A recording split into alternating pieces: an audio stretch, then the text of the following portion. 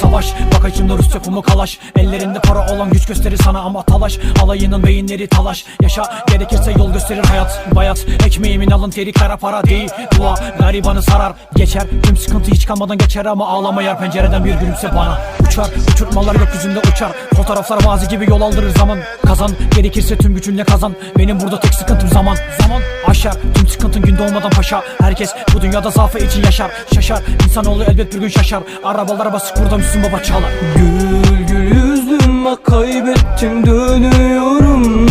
Savaştım ölüyorum. Kalbimi aradım bulamadım. Yaramı sarmayın ölüyorum. Gül gül yüzlüm bak kaybettim dönüyorum. Savaştım ölüyorum. Kalbimi aradım bulamadım.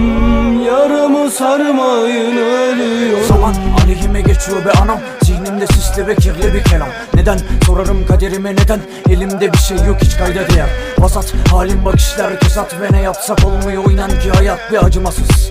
İnan ki acımasız. Anamın omuzları daha fazla acımasın. Kaşar zannetme işleri kolay da vermiyor hiçbiri düzgün bir karar. Sarar dört yanım belayla dolu ve alışkın vücudum ihanet arar. Keriz insanların her biri keriz. Sonunda düşünüp bir yol seçeriz. Temiz yüreğimiz alayından temiz. Kanımıza dokunursa hesap keseriz.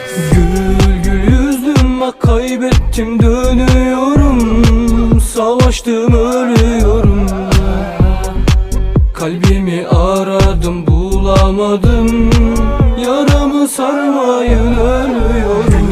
Gül gül yüzlüm bak kaybettim dönüyorum.